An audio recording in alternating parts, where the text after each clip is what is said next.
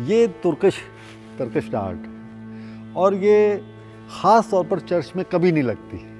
तो ये बड़े खुश हैं कि हमने एक खूबसूरत इम्तजाज पैदा किया इस्लामिक आर्च का और गोथिक का मिला के।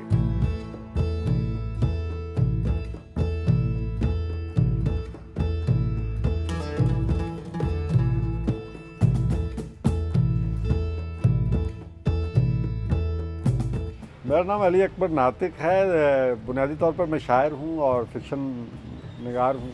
आर्किटेक्चर का काम भी है, इमारत भी बनाते हैं।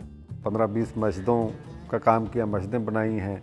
फिर इलाके में हमारा उकाड़ा इलाका है, उस तरफ के कोई 10-15 चर्च बनाए। 1852 में बना हुआ चर्च था और ब्रिटिश दौर में ये बनाया गया। पादरी से बिशप साहब वो हमें मिले और उन्होंने कहा कि जी हम इसमें मिक्सिंग करना चाहते हैं, कुछ गोथिक यूरोपियन आर्चेज़ और इस्लामिक आर्च को हम मिक्स करके बनाना चाहते हैं। हमने जब आके देखा तो आर्च तमाम कुछ अंदर से गिरा हुआ था, टूटा हुआ था। तो पहले आते ही बंदे का दिमाग शार्ट हो जाता है कि यहाँ पे तो कुछ है ही नहीं जिसको हम नए सिरे से खड़ा करें। एक तो मसला ये था कि इस वक्त इसकी पैमाइश का मामला था कि वो नहीं हो सकती थी, क्योंकि जब ये बन रहा था चर्च यानी 150 साल पहले, तो उसकी तमाम पैमाइशें वो जिन्होंने बनाई वो अपने साथ ही ले गए, यानी उसकी बाकियात मौजूद नहीं थी हमारे पास, उसकी डिटेल मौजूद नहीं थी।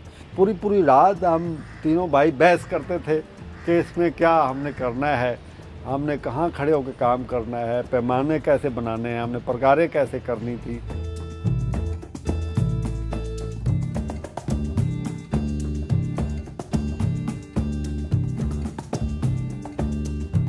आप समझ लें कि एक नावल लिखने के बराबर ही ये काम था। दूसरी बात ये थी कि यहाँ पे अंदर वहाँ पे हमारे पास मशीनरी नहीं थी उस कटिंग की, वो वैसे सांचे वो नहीं हैं अब। तो हमने उन ईंटों को, सीधी ईंटों को काटा और उसी तरीके से हमने उसकी तराश खराश की हाथों से। फिर हमने क्या किया है कि हमने ये सारा काम बाहर सड़क पे किया, वहाँ पे प्रकारें बांध के पूरा स्ट्रक्चर वहाँ बाहर तैयार किया और उसको फिर यहाँ पे ला के लगाते थे। तो इस पे डेढ़ साल कमोबेश लगा।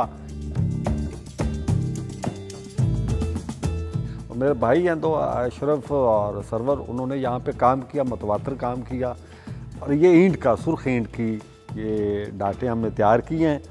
ये ईंट यहाँ पे इन इलाकों में नहीं होती, पिंडी में, ये चुनिया और पतोकी से मंगवाई गई है। जैसे बादशाही मस्जिद है या जामा मस्जिद दिल्ली है या लाल किला है या फतेहपुर सीकरी का किला है, तो उस तरह का जो काम जो अब नहीं होता, तो हम वो काम कर रहे हैं।